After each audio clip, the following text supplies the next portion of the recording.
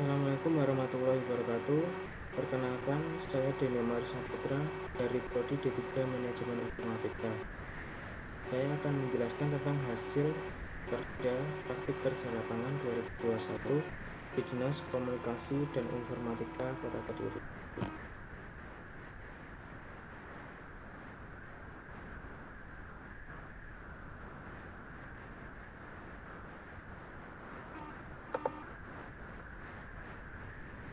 Oke, pada penjelasan praktik kerja lapangan 2021, di sini saya membuat aplikasi repositori pembaruan dan penyajian sistem informasi di Dinas Komunikasi dan Informatika Kota Kediri. Untuk isinya, yang pertama adalah latar belakang dan tujuan, yang kedua kegiatan, yang ketiga permasalahan dan penanganan, yang keempat kontribusi, yang kelima huruf kegiatan, yang keenam kesimpulan pembicaraan. Yang pertama dulu, kita bahas latar belakang dan tujuan.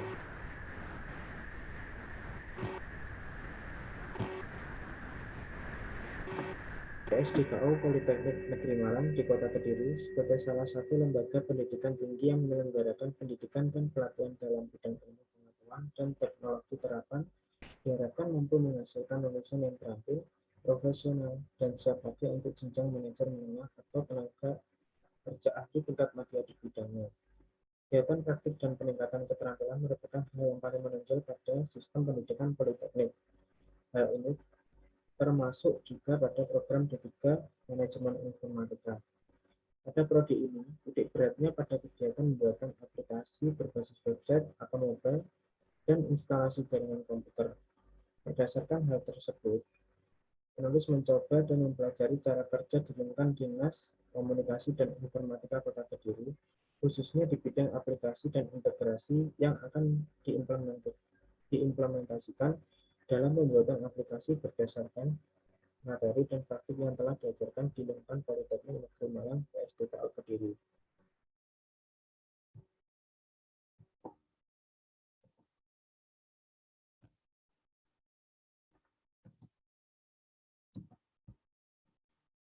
Yang kedua ada tujuan.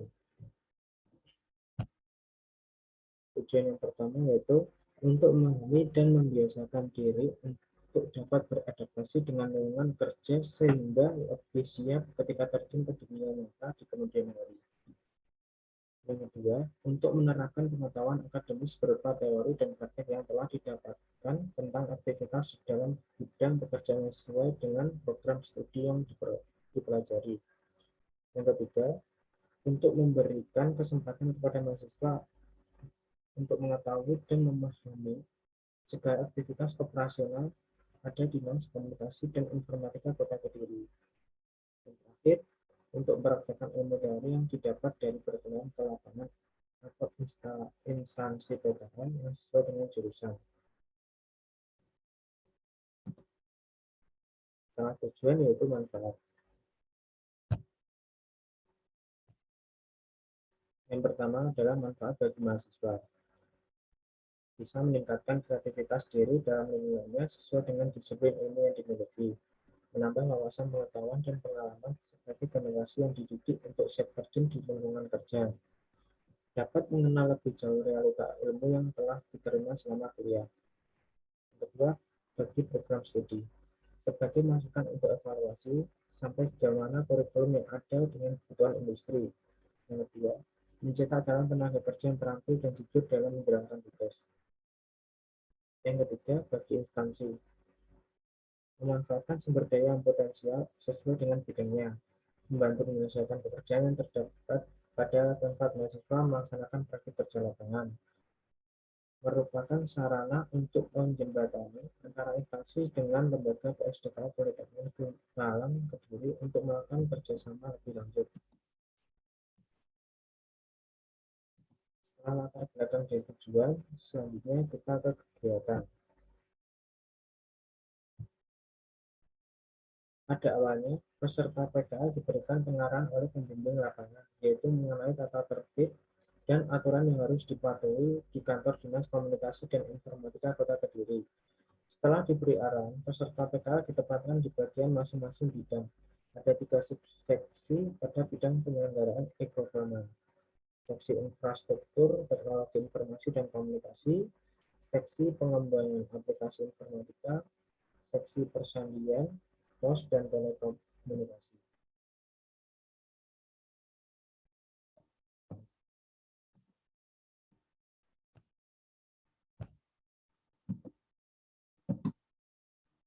Selanjutnya yaitu tabel jurnal kegiatan.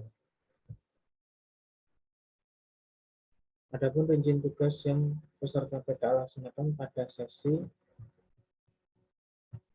pengembangan aplikasi informatika sebagai berikut. Pertama, tanggal atau bulan 21 Juni 2021 sampai dengan 4 Juli 2021, kegiatan pembuatan diagram, desain, database, dan tampilan dengan menggunakan Bootstrap. Hasil diagram, desain, database, dan tampilan halaman. Tanggal atau bulan 5 Juli 2021 sampai dengan 18 Juli 2021. Kegiatan pembuatan logika yaitu model view controller. Hasil aplikasi sebesar 50%. Tanggal atau bulan 19 Juli 2021 sampai 1 Agustus 2021. Kegiatan mengevaluasi apa saja fitur yang masih kurang. Hasil revisi aplikasi 1 Agustus 2021 sampai 13 Agustus 2021. Kegiatan penyempurnaan aplikasi dan pembuatan laporan praktik kerja lapangan. Hasil laporan praktik kerja lapangan. Selanjutnya kita ke permasalahan dan penanganan. Kegiatan pembaruan dan penyajian repositori sistem informasi di Dinas Komunikasi dan Informatika Kota Kediri masih manual, sehingga di dalam data repositori tidak efektif. Tujuan dibuatkan sistem repositori berbasis web adalah untuk menunjang kinerja saat melakukan pembaruan dan penyajian data repositori sistem informasi agar efektif waktu, tenaga, serta mengurangi kesalahan dalam pembaruan dan penyajian data repositori sistem informasi bagi admin maupun staf di Dinas Komunikasi dan Informatika Kota Kediri. Setelah itu penanganannya berdasarkan atas permasalahan di atas dan hasil analisis, maka diperlukan solusi pemecahan masalah terhadap permasalahan tersebut. Dibuatkanlah aplikasi repositori pembaruan dan penyajian sistem informasi berbasis web. Dengan adanya sistem ini, diharapkan dapat membantu kinerja pada Dinas Komunikasi dan Informatika Kota Kediri, khususnya pada kegiatan pembaruan dan penyajian data repositori sistem informasi. Setelah kita ke permasalahan dan penanganan, setelahnya yaitu kontribusi.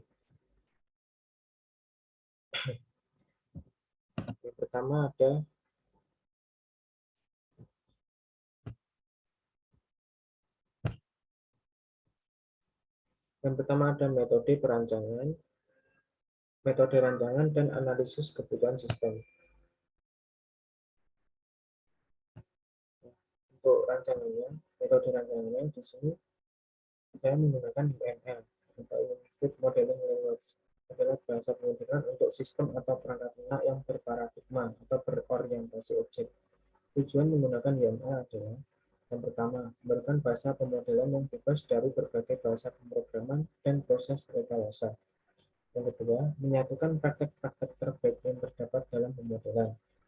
Yang terakhir, memberikan model yang siap pakai, bahasa pemodelan visual yang ekspresif.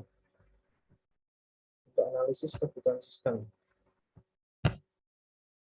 yang pertama ada kebutuhan fungsional. Berikut ini adalah analisis kebutuhan fungsional dari sistem yang akan dibangun. Yang pertama yaitu admin dapat mengakses antara lain, admin dapat melakukan login, admin dapat melakukan update akun, admin dapat melakukan update dan delete data repository, admin dapat melakukan logout. Yang kedua ada kebutuhan perangkat keras. Dalam perancangan, pembuatan dan pengujian aplikasi repositori berbasis web ini, spesifikasi hardware atau perangkat keras yang digunakan sebagai berikut.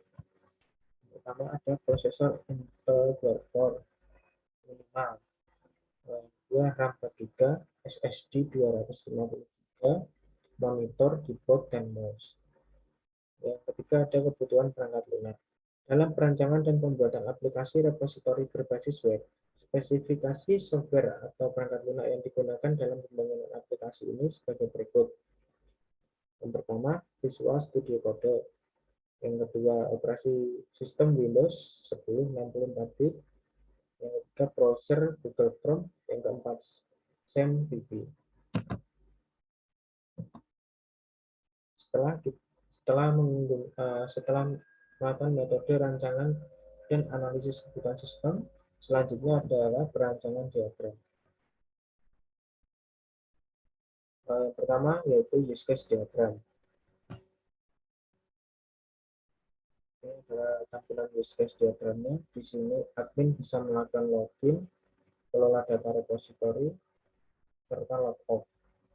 Nah, untuk login ini saya memberikan include untuk update user, karena jika kita ingin mengupdate user, kita harus login dulu. Di sini juga begitu, jika kita ingin mengelola data repository, kita harus login terlebih dahulu. Admin harus login terlebih dahulu. Nah, di dalam kelola data repository itu ada 3 general di sini. Activity saya generalkan ke kelola data repository, karena di dalam kelola itu ada yang lebih spesifik, yaitu update data, searching data, dan delete data. Nah, di sini pemimpin bertugas hanya melihat data yang telah diinputkan oleh admin. Selanjutnya, untuk activity diagram dibagi menjadi 4. Yang pertama yaitu yang kedua update user, yang ketiga update data repository, yang keempat delete data repository. Nah, yang pertama dulu yaitu login. Di sini admin melakukan login, lalu sistem memverifikasi apakah akun valid atau tidak. Jika valid, maka ke halaman lanjut ke halaman repository, dan jika tidak, maka lanjut lagi ke halaman admin login. Selanjutnya ada update user. Di sini admin harus login terlebih dahulu. Jika valid, maka menuju halaman repository. Jika tidak, akan dilemparkan kembali ke halaman login. Selanjutnya untuk halaman repository, admin memilih update user. Di sini sistem menampilkan halaman update user, dan juga setelah menampilkan halaman update user, admin melakukan update user. Jika valid, maka proses selesai, dan jika tidak valid, maka ditempatkan kembali ke halaman update user. Selanjutnya ada update data repository. Di sini sebelum admin mengelola, admin harus login terlebih dahulu. Jika valid, maka dilemparkan ke halaman repository, dan jika tidak, maka akan kembali ke halaman login. Setelah ke halaman repository, admin akan pilih menu input repository. Nah, dalam menu input repository nanti admin memilih tabel repository, lalu memilih memperbarui data. Jika valid, maka halaman berhasil diperbarui dan proses selesai, dan jika tidak, maka akan kembali ke pilih tabel repository. Selanjutnya ada delete atau hapus data repository. Admin harus login terlebih dahulu. Jika valid, maka ada halaman repository, dan jika tidak, kembali lagi. Lalu admin memilih menu input repository, lalu admin memilih tabel repository. Setelah itu hapus data. Jika valid, maka halaman berhasil dihapus, dan jika tidak, maka ke dalam tabel repository lagi. Lalu di sini ada arsitektur diagram. Dalam arsitektur diagram ada 2 user, yaitu admin dan pemimpin, yang terhubung langsung lewat internet. Di sini ada gambar PC. PC ini bisa mengakses dengan internet. Nah, untuk admin bisa menginputkan data dan disimpan ke dalam database ini, dan lalu database menampilkan lagi ke PC. Oke, selanjutnya setelah perancangan yaitu antarmuka aplikasi. Yang pertama ada halaman login terlebih dahulu. Ini adalah antarmuka untuk halaman loginnya, memasukkan username, password, lalu masuk. Selanjutnya ini ada tampilan untuk elemen update user. Di sini username akan secara default seperti ini, tidak bisa diubah. Lalu yang bisa diubah yaitu passwordnya. Selanjutnya untuk elemen update repository. Di sini ada beberapa update repository. Yang pertama ada data umum, lalu ini ada profil penyelenggara,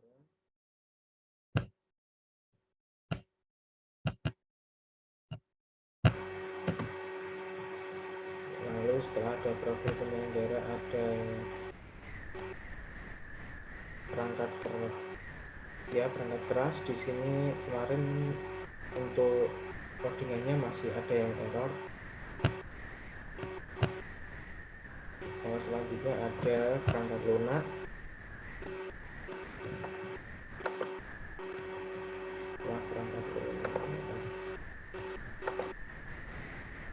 lalu ada tenaga pendukung teknis. Setelah tenaga pendukung teknis ada tata kelola,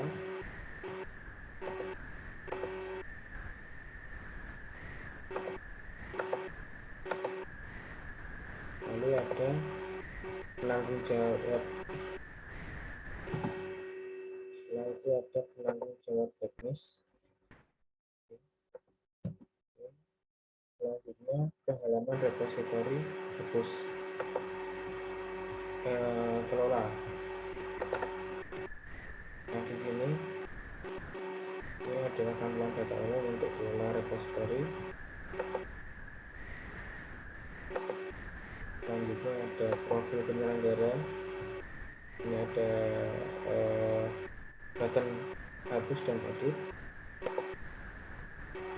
Selanjutnya ada ini adalah data umum yang masih error. Maaf, maksud saya adalah perangkat keras yang masih error, perangkat lunak, lalu ada ini ada tenaga pendukung teknis. Ya, tenaga pendukung teknis, ada tata kelola, lalu ada penanggung jawab dan juga penanggung jawab teknis.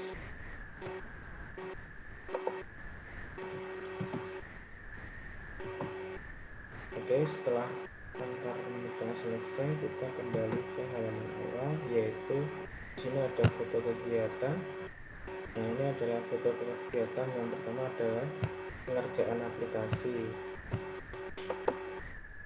Di sini dikarenakan kita WFH karena adanya pandemi, jadi kita mengerjakannya terkadang kita harus ke warung terlebih dahulu. Ini ada foto kegiatan juga untuk penyerahan aplikasi bersama dengan pembimbing lapangan. Lalu yang terakhir adalah kesimpulan dan saran. Oke, yang pertama kesimpulan terlebih dahulu. Setelah dilaksanakannya praktik kerja lapangan dan atau praktik kerja lapangan di Dinas Komunikasi dan Informatika Kota Kediri, kami mendapatkan banyak manfaat, baik itu pengalaman, pengetahuan, dan semua yang terkait dalam dunia kerja, sehingga kami dapat menambah wawasan yang kami dapatkan selama ini. Karena hanya dengan praktek kerja lapangan kami bisa mengetahui seberapa jauh kemampuan yang sudah kami dapat di kampus, sehingga suatu saat nanti jika kami memasuki dunia kerja tidak akan ragu melakukannya, karena sebelumnya sudah mempunyai pengalaman yang baik.